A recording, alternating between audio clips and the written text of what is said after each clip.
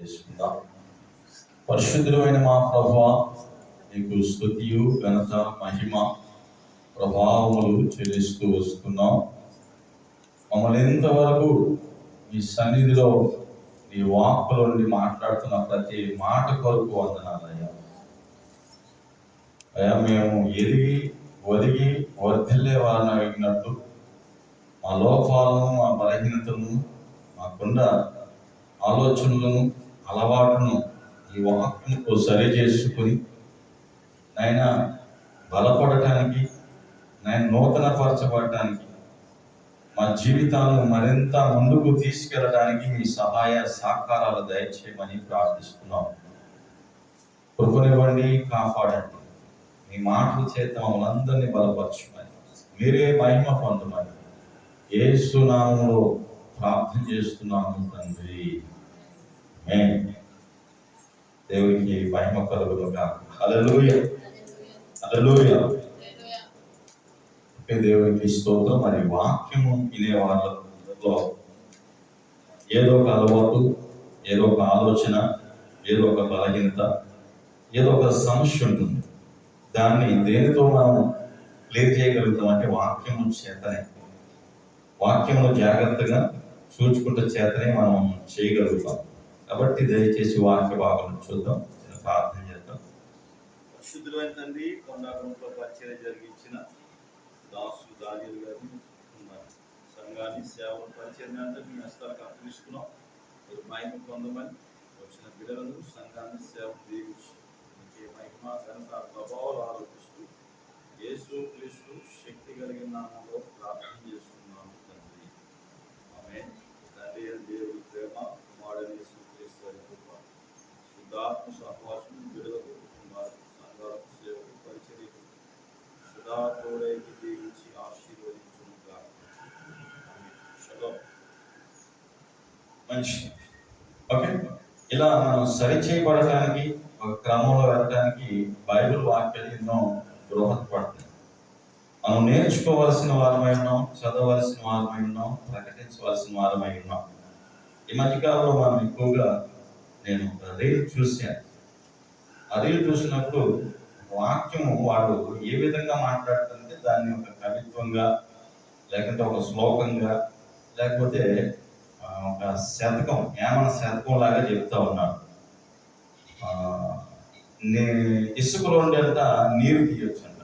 ఇసుకను తీసి తోటను ఇస్తే నీరు తీయొచ్చు. అదే ఇసుకను రుబ్బితే నూనె వస్తుందంట. కానీ మూర్ఖుని మార్చడం బహు కష్టం అంట. ఎవరిని? మూర్ఖుడైన వారిని మార్చడం బహు కష్టం. బైబిల్లో మూర్ఖుడు గురించి, మూర్ఖురాడు గురించి కొన్ని మాటలు ఉన్నాయి. అవి మనం ఒకవేళ ఉపయోగపడితే నేను అనుకుంటున్నాను. ఒకవేళ మన వ్యక్తిగత జీవితానికి ఇవి ప్రయోజనం అవుతాయని నేను అనుకుంటున్నాను. నేను ఒక 10 వాక్యాలు మీతో చూపించి 4 వ్యక్తులు మీకు పరిచయం చేసి నేను ముందుకు కొనసాగాలనుకుంటున్నాను. దయచేసి కీర్తన గ్రంథం 38:5 మీరు ఎంత త్వరగా చదివితే అంత త్వరగా ఈ వాక్యాలు చదువుతాం. మూర్ఖులకున్న ప్రాబ్లమ్స్ ఏంటి, మూర్ఖులు ఎలా ఉంటారన్న విషయాన్ని మీకు నేను పరిచయం చేస్తాను. 38వ కీర్తన 5వ వచనంలో, మూర్ఖత వలన కలిగిన నా గాయములు దుర్వాసన గలవై ఉన్నవి. హల్లెలూయా. మూర్ఖుడికి ఏమైందంట? గాయాలు కలిగితే ఏమొస్తుంది? దుర్వాసన. చాలా మందిని చూడవచ్చు. బైబిల్లో ఆశాపరాగా అయిపోయాడు. ఆఖరికి తన ఆత్మీయ జీవితం అంతా పోయిన తర్వాత పాదాల్లో జబ్బు పుట్టి దేవుడి దగ్గరికి వెళ్లకుండా ఆ గాయాలతోనే చనిపోతున్నారు. ఈరోజు చాలా మంది మూర్ఖత వల్ల దేవుణ్ణి తెలుసుకోక, దేవుని ఎరగక, దేవుడు బాగు చేస్తాడు, స్వస్థపరుస్తాడన్న విశ్వాసాన్ని కూడా పక్కనెట్టి ఎంతోమంది ప్రజలేమనుకుంటారో, మనుషులు ఏమనుకుంటారన్న భ్రమలోనే బ్రతికేవారు చాలా మంది ఉన్నారు. 2వ పాఠంలోకి వెళ్దాం. చూడండి, సామెతల గ్రంథం 13:19. సామెతల గ్రంథం 13:19 నేను చూద్దాం త్వరగా. 13:19లో ఆశ తీరుట ప్రాణములకు తీపి, చెడుతనమును విడిచిపెట్టుట మూర్ఖులకు. వాడు చెడు అలవాటు ఉంటే చూడండి, తాగటం, తిరగటం, ఇష్టానుసారంగా ప్రవర్తించడం, ఇష్టానుసారంగా నడుచుకోవటం, ఎక్కడ పడితే అక్కడ ఇప్పుడు చదువు మానేసి బళ్ళు కొనుక్కొని సెల్ ఫోన్ ఒకటి తీసుకొని రోడ్ల మీద అదొక బ్యాచ్గా తయారైపోతున్నారు. చెడుతనం ఎలా ఉంటుందంటే వాడికి దాన్ని విడిచిపెట్టాలంటే మూర్ఖులకి అసహ్యం ఎంతంట. అంటే చెడుతనం అంత ఇష్టం వాడికి. ఆలోచించండి. సామెతల గ్రంథం 20:3 కలహమునకు దూరం గుంట నరులకు గంత, మూర్ఖులైన ప్రతివాడు కోరునే కోరు. ఎంతసేపు గొడవలే. మూర్ఖులతో కాపురం చేయకుండా ఎట్లుంటే ఇంకా ఎప్పుడు కూడా ఏం చూస్తాడు, గొడవ పెట్టుకుంటాకే చూస్తాడు. ఏది చెప్పకూడదు కానీ నాకు ఒక ఆయన గుర్తవుతున్నాడు. ఎప్పుడు గొడవ పెట్టుకుందామా, ఎప్పుడు కొట్లాడదామా, ఎప్పుడు అదే పని. మూర్ఖులు ఎప్పుడు కూడా ఏమైందంట, ఎత్తుక్కుంటానే ఉంటారు. అర్థమైందా? మూర్ఖత్వం వల్ల చాలా చాలా లాస్ అనుభవిస్తారు, కానీ మూర్ఖత్వం మాత్రం దేవుడే పులి స్టాప్ పెట్టడం బైబిల్ చూస్తాం. మూర్ఖులు. ఓకే, చూద్దాం. అదే సాయంత్రం 26:11 చదువుదామా. 26:11 తన మూర్ఖత వలన కనుపరుచు మూర్ఖుడు కక్కిన దానికి తిరుగు కుక్కతో. అదే పనులు ఉంటారు. చేయొద్దన్న పనులే చేసిందే తప్పు పదే పదే. అందరూ మూర్ఖుల లిస్టులోకి వస్తారు. ఒకవేళ మనం ఈ లిస్టులో ఉన్నామంటే మనం కూడా ఎక్కడో గట్ట మూర్ఖ స్వభావం గలవారుగా ఉన్నట్టే. దాన్ని సరి చేసుకోవాలి. లేకపోతే ఏమైందో బైబిల్ ఇంకొన్ని మాటలు పరిచయం చేస్తాను. యెషయా గ్రంథం 19:14. యెషయా గ్రంథం 19:14. యెహోవా ఐగుప్తు మీద మూర్ఖత గల ఆత్మను కుమ్మరించున్నాడు. మత్తుడు తన వాంతికి తూలుపడినట్టు ఐగుప్తులో తన పని వారంతటిని విషయమై వారు తూలదేసి ఉన్నారు. హల్లెలూయా. ఆత్మలో ఇది ఒక ఆత్మ. ఏ ఆత్మ అంట? మూర్ఖత గల ఆత్మ. ఆత్మ వాదించలేం, ఎదిరించలేం, బెదిరించలేం. అర్థమైందా? మూర్ఖుని ఏపుకి ఎన్ని దెబ్బలు కొట్టినా నాశారు. మూర్ఖుని రోడ్లు వేసి దంచిన వారి మూర్ఖత వాడితో తర్కించాలని చూస్తే వాడు జ్ఞానం అంటాడు. చాలా మంది ఉన్నారు మూర్ఖులు. నాకు ఈ మధ్యలో నిదానంగా అర్థమైంది. కొంతమంది మాట వినడం ద్వారా, కొంతమందితో మాట్లాడటం ద్వారా వాడు ఎవరంటే వీళ్ళు మూర్ఖులు అనుకున్న వాళ్ళకి ఎంత చెప్పినా అర్థం కావట్లా. అర్థం చేయాలని ప్రయత్నించినా వాళ్ళకి అర్థం కాదు. నిజాన్ని రుజువు చేసి చూపించినా వాళ్ళకి అర్థము కాదు. వాళ్ళ మూర్ఖత అంత తీవ్రంగా ఉందన్నమాట. చూడండి, ఇంక 2 మాటలు మేము చూద్దాం. జకర్యా గ్రంథం 7:11. జకర్యా గ్రంథం 7:11 చూద్దాం. వీళ్ళకి వివరించి చూపించు, నిజానికి సత్యాన్ని తెలియజేయి. ఏదో మూర్ఖతను పోగొట్టము అంత సులువైన పని చూడండి. 7:11 చదువు.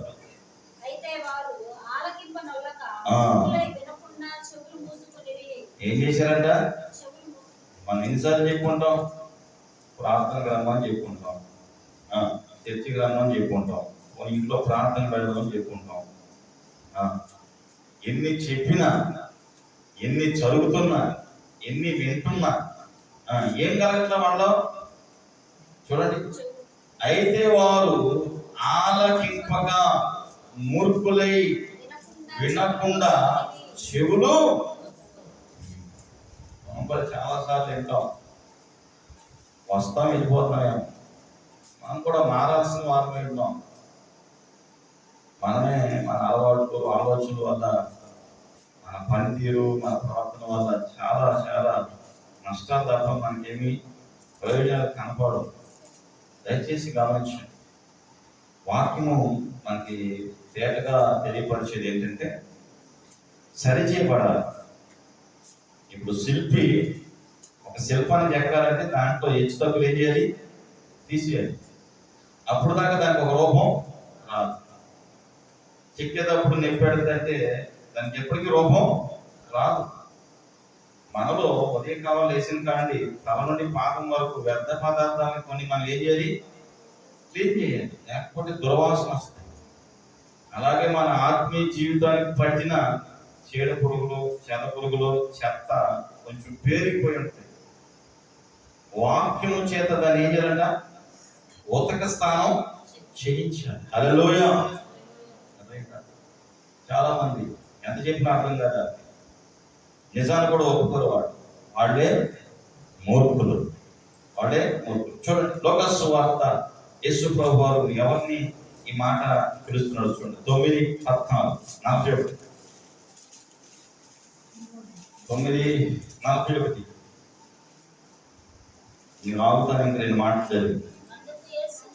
అందుకు యేసు విశ్వాసము లేని ఏ తరం అంట? మనకేం లేదంట? విశ్వాసము లేని మూర్ఖతనం వలన నేనెంత కాలము మీతో కూడా ఉంటును, మిమ్మల్ని సహించును, నీ కుమారుని ఇక్కడికి తీసుకుని రండి చెప్పాను.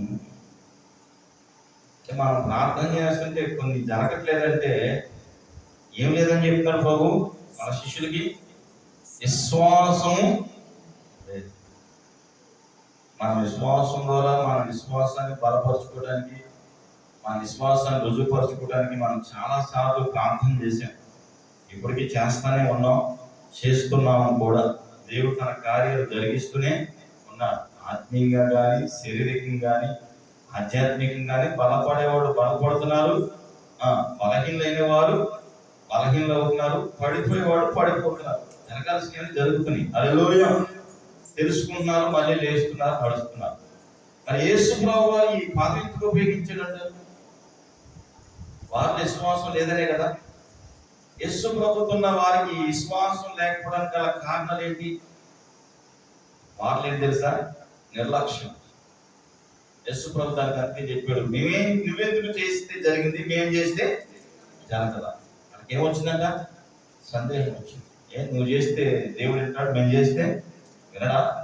నీకు మాకు తేడా ఏంటి? మీరు ఎప్పుడు అనుకున్నారా పాస్టర్ గారికి వస్తుంది ప్రేరేపణ, మాకెందుకు రావట్లేదని? ప్రార్థన చేస్తే ఎవరికైనా వస్తుంది ప్రేరేపణ, నడిపింపు, ఏం చేయాలో ఏం చేయకూడదు అన్నీ వస్తాయి. దేవుడితో మాట్లాడితే దేవుడే ప్రేరేపించి చెప్తారు. మాట్లాడిపోతే ఆయన మాట్లాడతాడు. యేసు ప్రభు అన్నాడు, మీరు గదిలోకి వెళ్ళి ప్రార్థన చేస్తే దేవుడు నేను మీతో మాట్లాడతాను. మీరు ఉపవాసం ప్రార్థన చేస్తే ఇంటి దైవమైనా పోతాను. కాబట్టి మన విశ్వాసాన్ని పరీక్షించుకోవాలి. మొత్తంగా మనం ఏమీ చేయలేదు. చూడండి, అపోస్తలుల కార్యం 2:40. అపోస్తలుల కార్యం 2:40 కదా. ఇప్పుడు తరం ఉంది చూడండి, ఏం ప్రభు అన్నటువంటి ఇంకా అనేక విధములైన మాటలతో సాక్ష్యం ఇచ్చి మీరు మూర్ఖులకు ఈ తరం వారికి వేరే రక్షణ పొందుడని వారిని హెచ్చరించెను. ఫస్ట్ మెసేజ్ లో 3,000 మంది మారారంటే కారణం వారికి వేరే అవ్వకపోతే మనం రక్షణ పొందలేము. వారి నుండి మనం పక్కకు రాకపోతే మనం ఆశీర్వాదం పొందలేము. అందుకనే మూర్ఖులకి మనం ఏమైపోవాలంట? వేరైపోవాలి, పక్క వెళ్ళిపోవాలి, పక్క జరిగిపోవాలి. కుళ్ళిపోయిన కాయని చెట్టు వదిలి పెడితే పక్కనున్న కాయ కూడా కుళ్ళిపోదు. నీ జీవితాలు కూడా అంతే, నీ బ్రతుకులు కూడా అంతే. ఎప్పుడైతే మనం వేరవుతామో ఏమవుతామంట? రక్షణ పొందుతాం. చూడండి అక్కడ వేరే. కాబట్టి అతని వాక్యం అంగీకరించిన వారు బాప్తిసం పొంది ఆ దినం ఇంచుమించు 3,000 మంది చేర్చబడి వారందరూ అపోస్తల బోధ యందును సహవాసం యందును రొట్టె విరుచుట ప్రార్థన చీటు ఎడతెగక ఉండిరి. హల్లెలూయా. ఆలోచన చేయండి. ఆ భక్తి మనం నిరూపించాలి. నేనేమన్నంటే, నువ్వు కష్టపడితే జీతం వచ్చినట్టు నీ భక్తి నీకేమివ్వాలి? శక్తిని ఇవ్వాలి. భక్తి చేస్తానంటే ఆ భక్తిలో ఏముండాలి? శక్తి ఉండాలి. శక్తి లేని భక్తి ఉపయోగం ఏముంది? నువ్వు తినే ఆహారం నీకు శక్తిని పోతే ఎందుకు తింటావు? నువ్వు చేసే పని నీకు లాభాన్ని పోతే ఆ పని చేయడం పరిశీలించుకోవాలి. మనం చేసే భక్తిలో శక్తి ఉందా?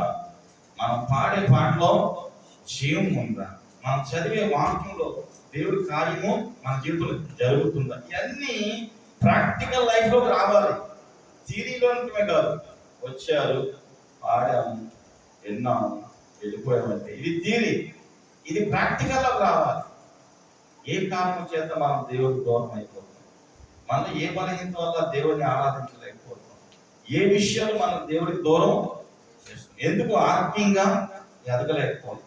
ఎందుకు ప్రార్థన చేయలేకపోతున్నాం? ఎందుకు పర్సనల్ గా దేవునితో సమయాన్ని గడపలేకపోతున్నాం? ఏకాంతంగా కారణం ఆలోచించండి. అనుకో అంటాడు, అతిక్రమములు దాచిపెట్టేవాడు వాటిని ఒప్పుకొని విడిచిపెట్టేవాడు కనికలు. మనం నీతిగానే కనపడతాం. హల్లెలూయా. కానీ దేవుడి దృష్టిలో మన నీతి మురుగుపడుతుంది. కాబట్టి మనము ఏది ఆలోచించినా ప్రార్థన, నీ ఉండే పరిస్థితులు, ఉండే ప్రార్థన ద్వారానే మార్చాలి. ఇంక దేని ద్వారానే మార్చాలి. చూద్దామా? మొదటి దశలోనిక, రెండవ దశలోనిక 3వ అధ్యాయం 1-2 వచనాలు. రెండవ దశలోనిక 3వ అధ్యాయం. తుదకు సహోదరులారా, మీలో జరుగుతున్న ప్రకారం ప్రభు వాక్యము శీఘ్రంగా వ్యాపించి మహిమపరచుబడు నిమిత్తం మేము మూర్ఖులైన దుష్టుల చేతుల నుండి తప్పించబడు నిమిత్తం మా కొరకు ప్రార్థించండి. విశ్వాసము అందరికీ లేదు. హల్లెలూయా. నేను ఈ మధ్యకాలంలో మొన్న ఈ గురువారం వచ్చినప్పుడు దేవుడు ఈ వాక్యాన్ని ఇచ్చాడు. పౌలుకి సేవకి సహకరించిన స్త్రీలు పురుషులని అదొక క్లాస్ కొన్నాను. పౌలు పరిచర్యలో సహకరించిన స్త్రీలు పురుషులు ఆయన సంఘాన్ని స్థాపించడానికి, ఆ కుటుంబంలో సంఘం పెట్టి ముందుకెళ్ళడానికి వాళ్ళ వంతు వాడు సహాయం చేశారు. అందువల్ల పౌలు అన్ని సంఘాలు స్థాపించగలిగారు అనిపించింది. సహకారం లేకపోతే ఏ కాలం పనిచేయదు.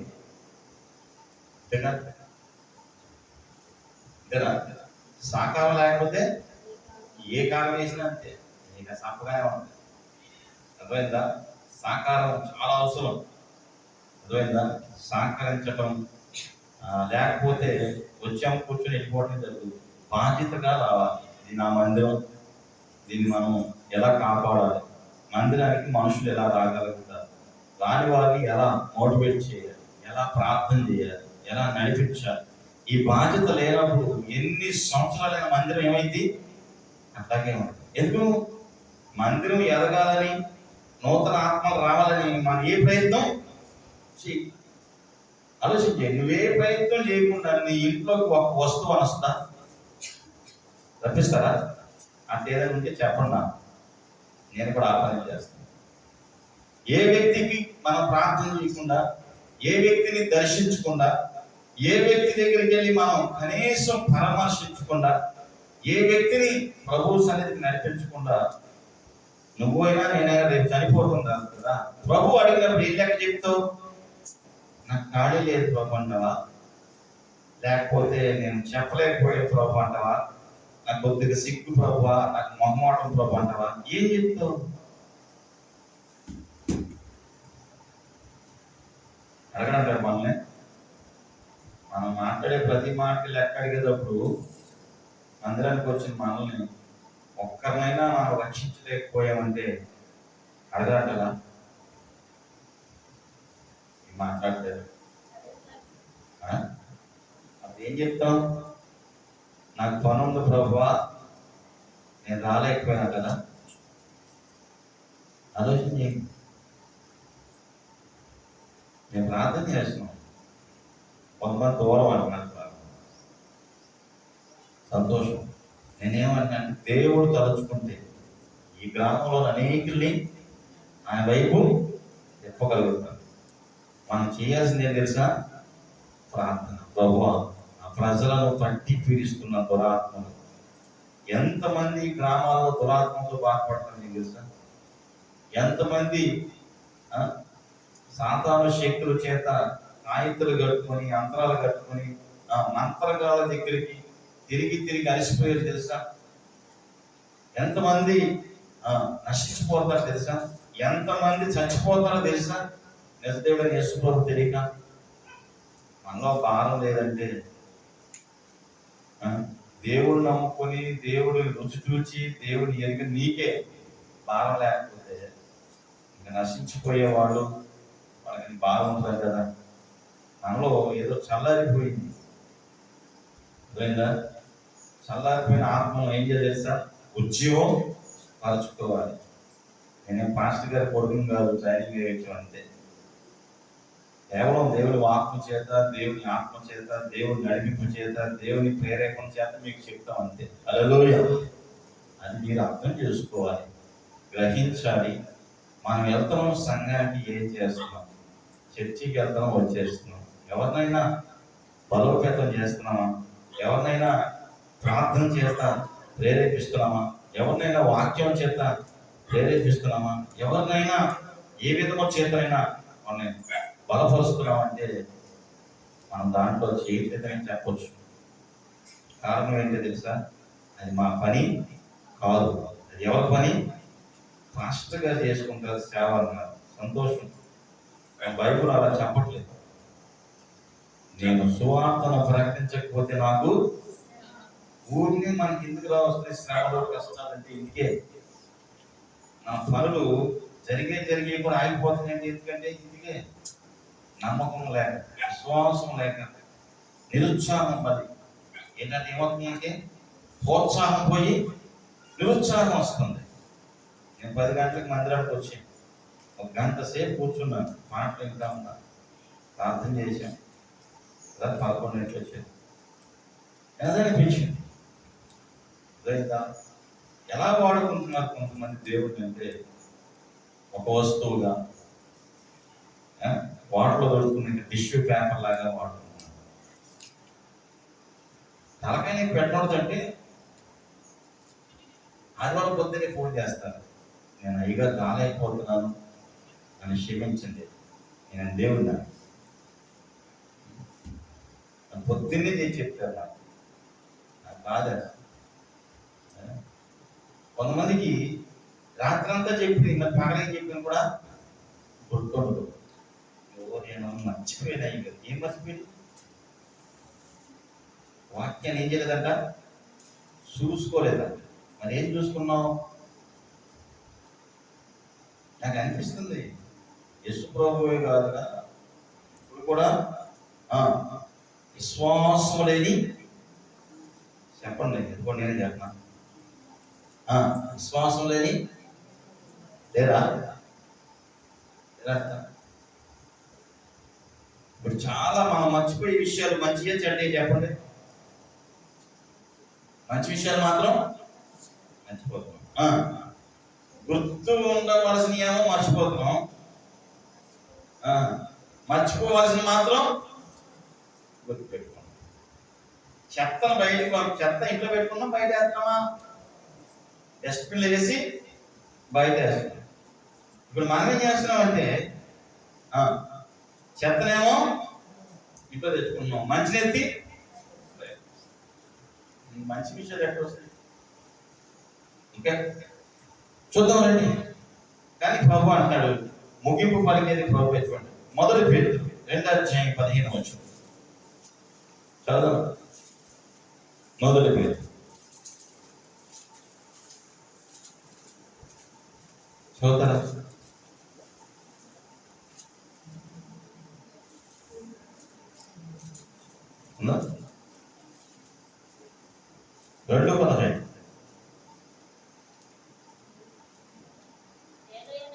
ఉమ్, మీరిట్లు యుక్త ప్రవర్తన గలవారై ఉమ్. అజ్ఞానముగా మాట్లాడు మూర్ఖులు నోరు మూయుట దేవుని చిత్తము. ఆ, మూర్ఖంగా ఉండేవాడు నోరు ఎవరు వేయాలి? నువ్వు చెప్పినా మీరు, నేను చెప్పినా మీరు. అలా కానిస్తానే. ఇంకొకసారి చూద్దామా? చూద్దాం. ఓకే, 1 పేతురు ఇంకా 2:15 చదవండమ్మా. ఏలయనగా మీరిటు యుక్త ప్రవర్తన గలవారై అజ్ఞానముగా మాట్లాడు అజ్ఞానంగా మాట్లాడు. మూర్ఖుల నోరు మూయుట దేవుని చిత్తము. అది ఎవరి చిత్తం? దేవుని చిత్తము. ఇప్పుడు మనం ఏం చేయాలి? ఎవరికి చెప్పాలి? మనుషులు చెప్పి తింటారా? ఇప్పుడు ఎవరికి చెప్పి తింటారు? ఈ దేవుడు ఎవరు నోరు మూయిస్తాడు? మరి మనం ఎవరు చెప్పాలి? చెప్తారా? మాత్రం సౌండ్ రాదు. అది ఎప్పుడు సౌండ్ వస్తే సంతోషం. చెప్తున్నాం, గట్టిగా చెప్తాం హల్లెలూయా. చెప్పొద్దు, ఈసారి గట్టిగా చెప్తాం హల్లెలూయా. ప్రభు మూర్ఖుల నోరు నువ్వు మూసేయి. అంతేనా? మనం వాదించలేం, మనం గెలవలేం, మనం పోట్లాడలేం, మనకు నేర్చుకొచ్చేది. ఎందుకంటే మనం అట్లా అబద్ధాలు చెప్పలేక, అక్రమంగా నడుచుకోలేక, ఎట్టబడితే అట్లా కొంతమంది వాడతాడు నోరు, మామూలుగా వాడతాడు, అట్లు ఎట్టుబడితే చిటికి చెప్పేస్తారు అబద్ధాలు. అయ్యేంటి చిట్టుకుని వచ్చేది, పుట్టుకొచ్చేస్తాయి పుట్టకొడుకులు కదా, ఊసిలో వస్తాయి చూడు, వానబడి చీల చేస్తే బయటికి అట్లా చేస్తాం. దేవుడు పెట్టారు జ్ఞాపకం. రండి ఇప్పుడు చెప్పాలి. వీళ్ళందరూ మూర్ఖులు, 10 వచ్చేలా చదివాం. బైబిల్లో మూర్ఖులు ఉండాలా లేదా అది చెప్పాలి. మాట్లాడలేదు, సబ్జెక్ట్ సీరియస్ ఉందా? పర్లేదు, బైబిల్ అనుభవం చేసుకున్నాం, మనకు వద్దులేదు. బైబిల్లో మూర్ఖులు ఉండాలా? ఏదో ఏమో నీరసంగా ఉంటారా? హల్లెలూయా. మూర్ఖులు ఉండాలా? మరి మూర్ఖులు అని ఉండాలా? ఉన్నారా? మరి బైబిల్ ఉన్నారంటే బైబిల్ ఉండరా? ఉంటారా? ఫస్ట్ ఎవరి గురించి చెప్తాం? మూర్ఖులు అంటే కోపం వచ్చేది, కానీ మూర్ఖులు తిరిగాను. రెండవ సమయం నేను ఎందుకు చెప్పాను? ఇన్ని రకాల మూర్ఖులు ఉంటారు, వాళ్ళ నోరు దేవుడే మోస్తాడు. నువ్వు దేవుడు చెప్పంతే, ఆట చెప్పాక చెప్పామా తలకై ఈటెక్కిపోయి ఎంటుకులు ఏమైతేమా తెల్లగా వచ్చేసి కళ్ళెత్తే కళ్ళు కనపడకుండా పోయి ప్రాక్టికల్గా చెప్తున్నాను. అర్థమైందా? వాదించొద్దు, ఎదిరించొద్దు, బెదిరించొద్దు. అసలు ఏమి ఆ నోరు మూసేది ఎవరంట? ఎవరితో మాట్లాడదాం మనం? మన కోసం ఎవరికి చెప్తాం? ఆయన మూసేసాడు అనుకో, ఇంకెప్పటికి నోరు అది. కాబట్టి దయచేసి మనం కొన్ని కట్ చేసేసుకుంటే మంచిది అనిపిస్తుంది. హల్లెలూయా. చూద్దాం 6 1 సమూయేలు 6:22 నుండి చూద్దాం. 2 సమూయేలు 6వ అధ్యాయం 22 నుండి చూద్దాం. 20 నుండి చూద్దాం. 20 గట్టిగా చదవాలి. తన ఇంటి వారిని దీవించుటకును దావీదు తిరిగి రాగా సౌలు కుమార్తెయగు మీకాలు దావీదును ఎదుర్కొని బయలుదేరి వచ్చారా? చదువు. పనికత్తెలు చూస్తుండగా పెద్దడొకడు తన బట్టలను విప్పి వేసినట్లుగా ఇశ్రాయేలుకు రాజువైన నీవు నేడు బట్టలను తీసివేసి ఎంత ఘనముగా కనబడింది అసహ్యము చేసినందున దావీదు నీ తండ్రిని అతని సంతతిని విసర్జించి ఇశ్రాయేలు తన జనుల మీద నన్ను అధిపతిగా నిర్మించుటకై నన్ను ఏర్పరచుకొనిన యెహోవా సన్నిధిని నేను అలాగు చేస్తుని, యెహోవా సన్నిధిని నేను ఆట ఆడుతుని, ఇంతకంటే మరి ఎక్కువగా నేను తృణీకరింపబడి నా దృష్టికి నేను అల్పుడనై నీవు చెప్పిన పనికత్తెల దృష్టికి గరుడగునని మీకాలుతో అనెను. మరణము వరకు సౌలు కుమార్తెయకు మీకాలు పిల్లలను కనకయుండెను. హల్లెలూయా. ఏం ఘనకార్యం సాధించింది? రాజుగారు కుమార్తె. ఉన్న పాట ఏం తెలుసా? రాజు సింహాసనం ఎక్కేటప్పటికి ఆనందంతో ఏం చేశాడు ఈయన? గంతులు వేసాడు. ఏమేశాడు? గంతులు వేసాడు. మన భాషలో చెప్పండి, ఆడాడు, పాడాడు, దేవుణ్ణి స్తుతించాడు. అది చూసిన ఆ నాన్నగారు చెప్తే, నాన్న ఎట్లా ఎప్పుడు నిలబడి ఉంటాడు కదా, రాజులా ఉండాలి కదా నువ్వు. ఏమంటుంది? తన ఇంటి వారిని దీవించుటకు దావీదు తిరిగి రాగా సౌలు కుమార్తె మీకాలు దావీదుని ఎదుర్కొన్న బయలుదేరి వచ్చి ఈయన స్థితి గల పరిగెత్తలను చూచి, హల్లెలూయా, తన మనసులో ఏం చేసినట్ట? ఈయన పరిస్థితి. రోజుల్లో మనం ఎవరిని చూసి అసహించుకున్నామేమో, అది మనకు మంచిది కాదు. హల్లెలూయా. దావీదుని ఈయన పరిచింది. దేవుడు ఏం చేశాడు? అర్థం చేసుకోలా. దావీదు దేవుని ఆరాధించిన విషయం ఎవరికి అర్థం కాదా? మరి జ్ఞానం ఉందా లేదా కదా అమ్మా? లేదు. దేవుడు అనుకుని ఏం చేశాడు? బైబిల్లో ఒక్కటే పిల్లలుగానే ఉంది. అందరూ బాగానే చక్కగా గొడ్రాలని పిల్లలుగా అన్నారు. దేవుడు ఏం గర్భాన్ని ఏం చేశాడ? మూసేసాడు. అర్థమైందా? చూడండి, మనం చనిపోయేంత వరకు ఏం కల్లా? పిల్లల కల్లా. ఇటువంటి వారు చాలా మంది. భర్తను హీన పరిచిన స్త్రీ ఎవరేమో? మీకాలు. ఏ కాలు? మీకాలు. హల్లెలూయా. గమనించండి, ఒకవేళ మీ భర్త తాగి వచ్చినప్పుడు హీనపరిచారంటే అది ఏం చెప్పలేము, కానీ దేవుడి మందిరానికి వచ్చి దేవుడిని ఆరాధించినప్పుడు హీనంగా చూసే స్త్రీలు కూడా ఇప్పుడు ఉంటారు. సేవ చేసే సేవకుల్ని చూసినా, ఆడ వస్త్రాలు చూసినా, లేకపోతే వాడు అవతారం చూసినా హీనపరిచేవాడు కూడా లేకపోలేదు. హీనంగా మాట్లాడేవాడు కూడా ఉన్నా. చదవదా? ఎందుకంటే కొంతమంది ఎక్కువగా ఇళ్ళప్పుడు తిరిగినప్పుడు వాళ్ళకి కొంచెం చీప్గా మాట్లాడేవాడు కూడా ఉంటారు. నేను ఒకటి చెప్తున్నాను, మన ముందు దేవుడు ఉన్నాడు అంతే. హల్లెలూయా. మనుషులను మనం ఏ కొలతతో కొలుస్తామో దేవుడు కూడా మనల్ని అదే కొలత కొలుస్తాడు. నేనే పాపం చేయలేదంటే ఇదే పాపం. ప్రత్యేకంగా పాపాలు మనం ఇది చేయాల్సిన అవసరం. మనసులో అనుకున్నది రాదు. మనసులో అనుకున్నా ఏం పరిస్థితి? ఇంకెప్పటికీ పిల్లలు కన్నా అట్లాగే ఉండిపోయింది. రాజుగారి ఇంట్లో అలాగే ఉండిపోయింది. అర్థమైందా? దావీదు అంటున్నాడు, ఎవరిని ఇస్తున్నాడు దావీదు? ఏమన్నాడు చూడండి, ఇశ్రాయేలు రాజైన నీవు నేడు బట్టలు తీసివేసి ఎంత ఘనంగా కనపడింది, అపహాస్యం చేసినందుకు. ఏం చేసిందంట? ధ్యానం చేసింది. ఏదరా నీ అవతారం అయ్యా? ఎక్కడో తెలుసా నీకు? రాజుకు ఉండాల్సిన పెట్టగినా ఉండాల్సింది. అప్పుడు అంటాడు, నీ తండ్రి అతని సంతతిని దేవుడు తీసి పడేసాడు. బాబా అర్థం చేసుకో స్వామి అంటాడు కదా, తీసి పడేసాడు, విసర్జించి మళ్ళా విసర్జన టాయిలెట్కి కడిగేసి చెప్పాలంటే కదా కదా, విసర్జించి ఇశ్రాయేలు రాజుగా తన జనుల మీద నన్ను అధిపతిగా నిర్ణయించడానికి నన్ను ఏర్పరచుకుని యెహోవా సన్నిధిని నేను అలాగూ చేసి తిని, యెహోవా సన్నిధి నేను ఆటలాడి తిని. ఇంతకేనా మరి ఇంత ఎక్కువగా నేను తునీకరింపబడినా నా దృష్టికి నేను అల్పున్నై, నీవు చెప్పిన పరిగెత్తుల దృష్టికి ఘనహీనుడవుతున్నాను. మేకాలతో నేను ఎవరన్నా ఇచ్చాడు లేదా? నువ్వు నన్ను అసహించుకున్నంత పాపమే నేను చేయలేదు.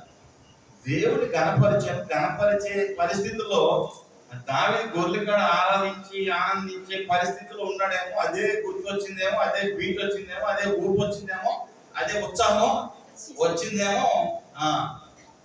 ఏమిడిపోయి తీసుకున్న బట్టలు ఊడిపోయి. ఏం చేస్తాం దానికి? మరి దేవుడిని ఆరాధించారు. కనీసం కొంతమంది దేవుని ఆరాధన చేస్తే ఈ చెమట చుక్క కూడా బయటికి రాదు.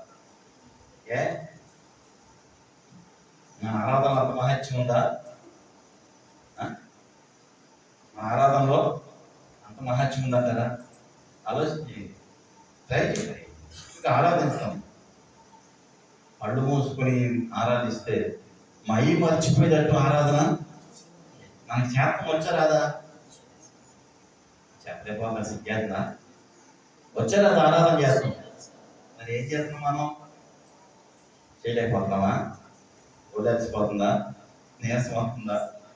ఆలోచించి చేసిన వాళ్ళమే. మన ఆరాధన చూసి అనేక ఇలా ఆరాధన చేయాలని నేర్చుకున్నా వాళ్ళే. హల్లెలూయా. కారణం మనం చేయలేకపోతున్నాం కదా. ఇక చాలా మంది ఏమైపోయారంటే చేసామని చెప్పుకుంటారు కానీ చేయలేని పరిస్థితిలోకి. నేను అనుకుని మన పిల్లలతో నన్ను ఏం చేయాలి? ఆరాధించాలి. చేద్దాం. పిల్లలన్నా ప్రోత్సహించండి, వారిని ఎంకరేజ్ చేయండి, వారిని మంచి కదా బాగా పాడాలని ఏం చేయాలి? వాళ్ళని మీరు ఏం చేయాలి? ప్రోత్సహించాలి. హల్లెలూయా. చిన్నపిల్లల స్తుతి మూలంగా దేవుడు ఒక దుర్గాన్ని స్థాపిస్తున్నాడు. చూడండి, రెండవ చూద్దాం. యోబు గ్రంథం 2వ అధ్యాయం 10వ వచనం. ఆమె కొత్తగా పెళ్ళైనామా? ఈమె పెళ్ళై 10 మందిని కన్నామా? 10 మందిని కన్నంటే 10 సంవత్సరాలు బట్టి ఉంటుందా? సంవత్సరానికి ఒకరిని కన్నా కదా పట్టదండి. 10 సంవత్సరాలు కాపురం చేసింది, 10 మంది పిల్లలను కంది, భర్తను చచ్చిపోమందా? చూద్దాం 10వ వచనం. అందుకని మూర్ఖురాలు మాట్లాడుతున్నట్టు నువ్వు మాట్లాడుతున్నావు. మనము దేవుని చేత మేలే అనుభవించుదుమా, కీడు కూడా మనం అనుభవించవలసిన తగదా? నేను ఈ సంగతులు ఏ విషయంలో యోగ నోటి మాటలో ఎంత భక్తుడైంది. అదే మనోడైతే పాటి దేంతో దాంట్లో పొడి చనిపోయా కదా. అందుకునే జ్ఞానవంతురాలు కుటుంబం. మూర్ఖురాలకి చెప్పాల్సిన పనే లేదు. తాటేకులు కానీ గిన్నెలు కూడా పెట్టారు. ఈ రోజున చాలా కుటుంబాలు ఇవే అడగకుండా అన్ని బయటకు వచ్చేస్తాయి. అర్థమైందా? క్రైస్తవులు అని చెప్పుకొని ఆదివారం మాత్రమే ఆ చర్చిలో ఉన్న కాసేపు వాళ్ళు ఎట్లుంటారు? ప్రశాంతంగా ఉండాలి. ఇంటికి వెళ్తే గోగులు దెబ్బలాడుకున్నట్టే, ప్రశాంతత లేదు. నీ కుటుంబంలో శాంతి సమాధానం లేకపోవడానికి కారణం తెలుసా?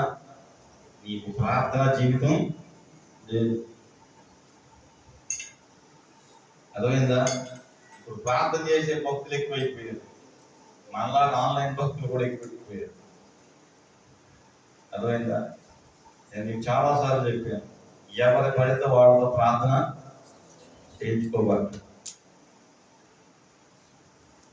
ఎందుకంటే మీకు ఒక సేవకుడు ఉన్నాడు చాలు. మీరు లేనిపోయిన దరిద్రాన్ని తెచ్చుకొని మళ్ళా ఇంకో దరిద్రాన్ని అనుభవించాల్సిన అవసరం లేదు. అర్థమైందా? చదువు తిమోతి దగ్గరికి వెళ్దాం. 2వ తిమోతి 2:23. 2వ తిమోతి 2:23. మీరు అనుకుంటారు పాస్టర్లు అందరూ ఒకటేనండి. యేసు ప్రభు చెప్పలా, బోధకులు వేరు, అబద్ధ బోధకులు వేరు. గొర్రె చర్మము కప్పుకొని తోడేళ్ళ వల్ల మీ మధ్యకి వస్తారని చెప్పాడు. అర్థమైందా? మీకు అర్థమయ్యే లోపల జరగాల్సిన నష్టం అన్నీ జరిగిపోతాయి. ఆ తర్వాత తెల్లారిపోద్ది. ఆ తర్వాత మీరు దేవుడు దూరం చేసేది ఏం లేదు. 2వ తిమోతి 2:23 చూద్దాం. 2:23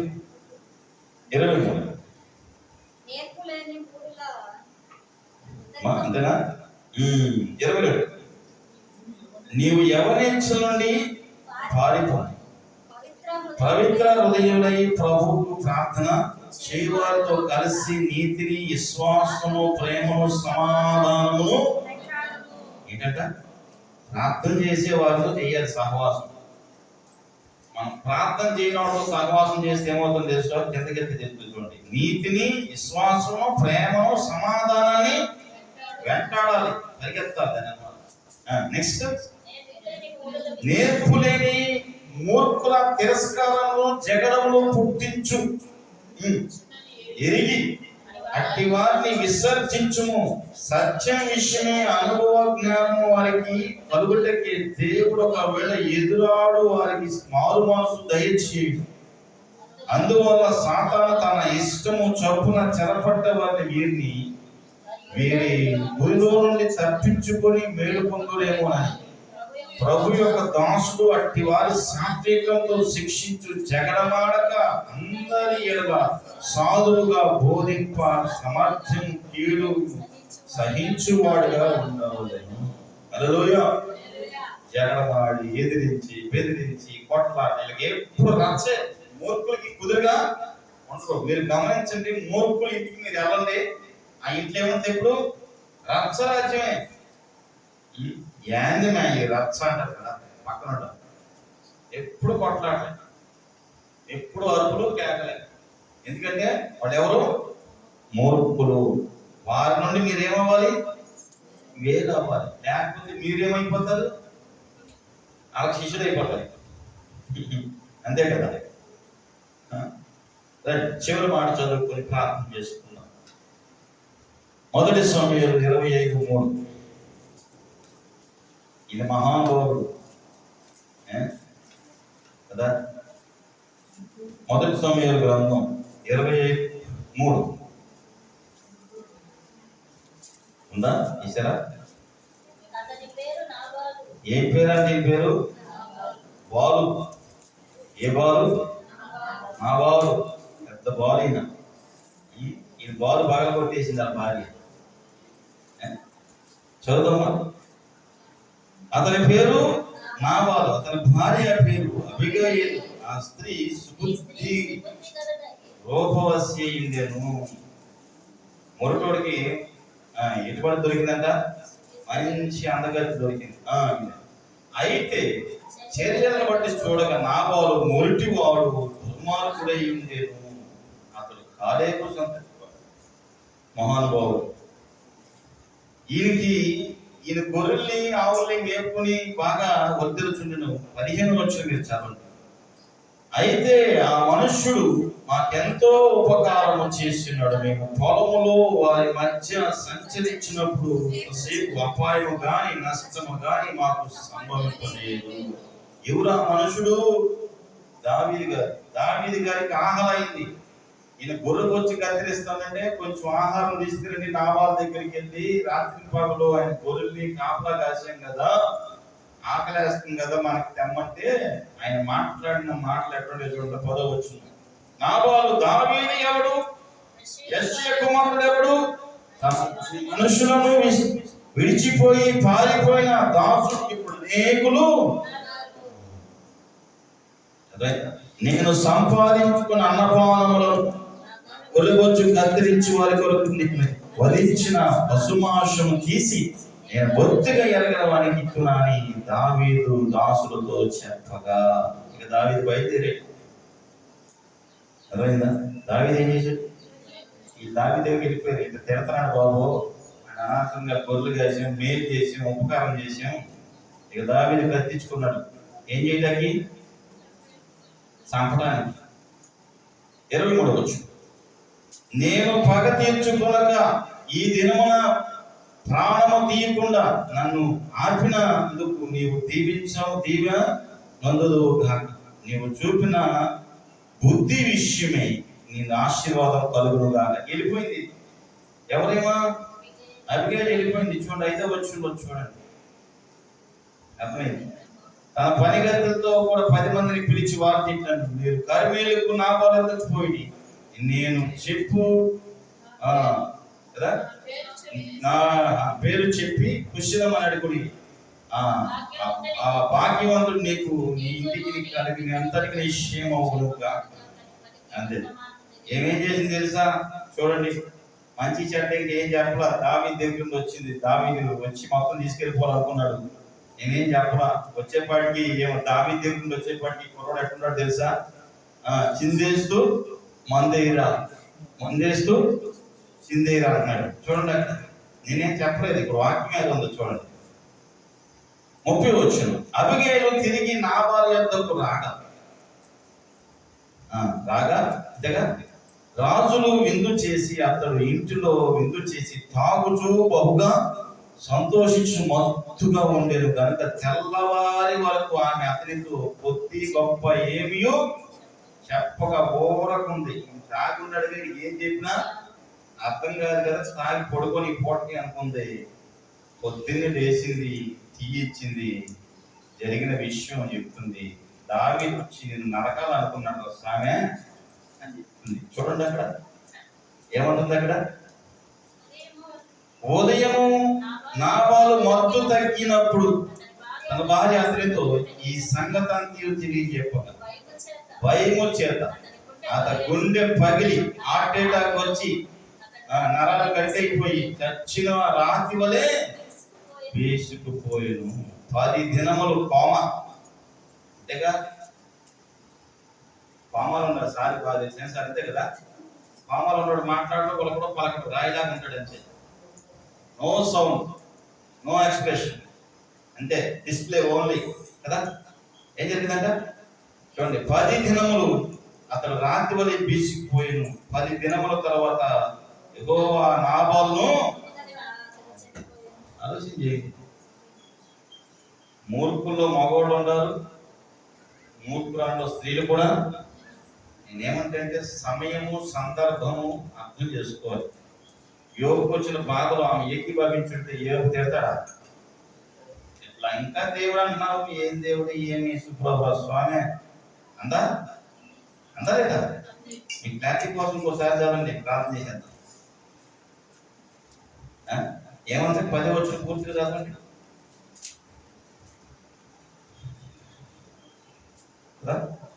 పైకి అనుకుంది. అతని భార్య వచ్చి నీ ఇకను యథార్థతను వదలకున్నావా, దేవుని దూషించి మరణము అంతే. నువ్వు ఏసన్ గారు చెప్తాడు, నువ్వు బోరా నేను చేసుకుంటాను, నువ్వు బోరా స్వామి, నీతో పెట్టుకుంటే నాకు చేసుకోకం లేకుండా పోతుంది, నువ్వు బోరా. అప్పుడు కాలంలో 10 మందిని కన్నా ఇప్పుడు ఒకరికన్నా ఒకటే కదా, ఎందుకంటే ఒక్కొక్కడు 5 మందిని కనేవాడు,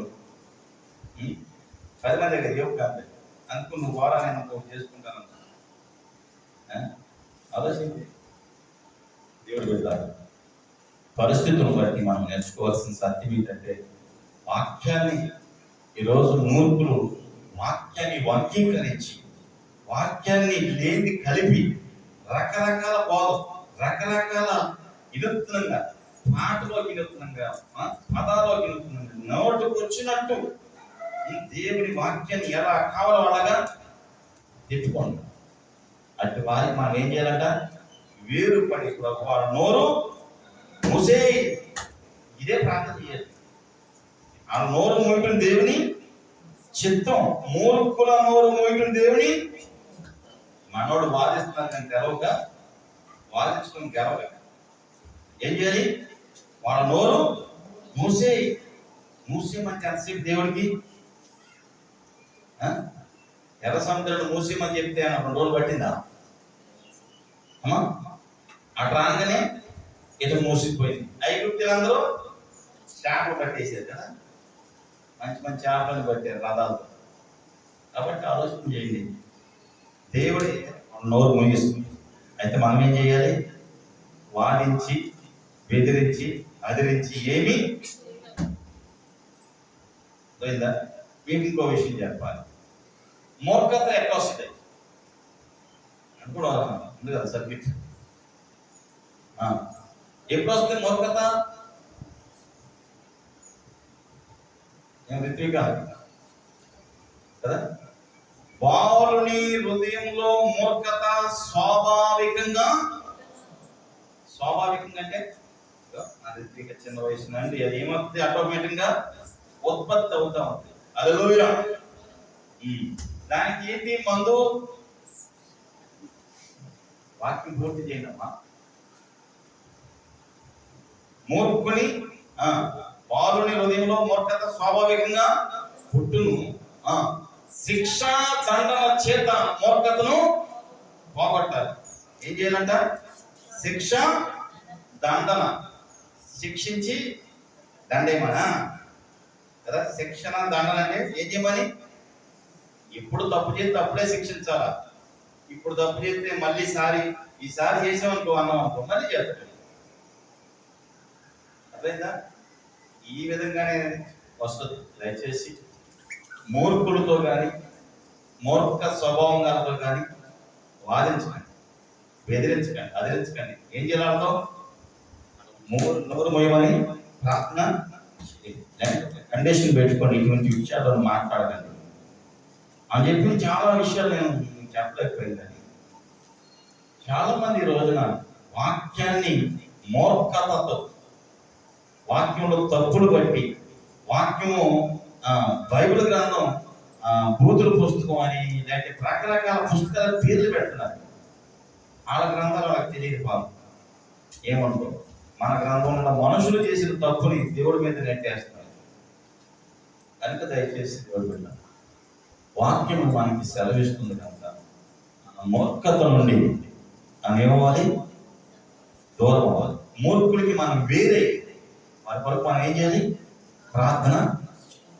కాబట్టి లేచి అదలేక్షలు పడదాం, కళ్ళు మూసుకుందాం, ప్రార్థన చేసుకుందాం. తల వచ్చి, ప్రభువా మాలో ఏమన్నా మీకు ఇష్టం లేని మూర్ఖత్వం కానీ తిరుగుబాటు స్వభావం కానీ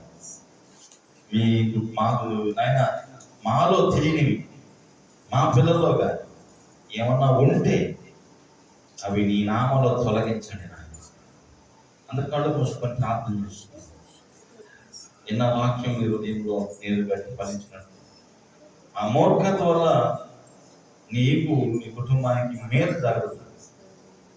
మంచివారిగా మారాలి. మూర్ఖులకు దూరంగా ఉండాలి. మూర్ఖుడికి దుర్వాసన వస్తాయి అక్కడ దెబ్బలు. మూర్ఖులు బలహీనలు అవుతారు. మూర్ఖుని మనం దంచిన, రోడ్లేసి దంచిన మూర్ఖత్వం పోదు.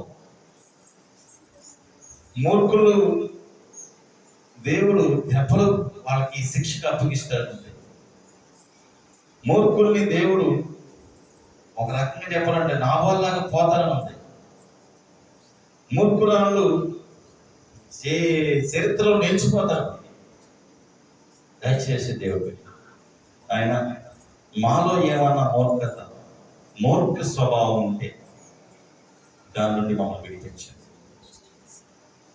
నాయన. తెలుసో తెలియక ఇంతవరకు మేము అలా ఉంటే ఇక నుండైనా మమ్మల్ని సరిచేసి జ్ఞానముతో, తెలివితో, బుద్ధితో ఆయన దైవికంగా జ్ఞానం కలిగి నడుచుకోవడానికి సహాయం ఇచ్చి, ఆత్మీయంగా మేము ఆత్మీయులుగా బలపరుచుకోవడానికి సహాయం ఇచ్చి, మా ఇరుగు పొరుగు వారు ద్వారా వారు కలిగించే మూర్ఖపు క్రియలు, మూర్ఖపు పనుల నుండి మీరు మమ్మల్ని కాపాడండి. మీరు మమ్మల్ని తప్పించండి. మీరు మా చుట్టూ మీ కంచి వేయండి. మేము మీ స్వాధీనంలో ఉన్నట్లు సహాయం అయినా మీరే మీ ఆత్మకార్యాలు జరిగించండి.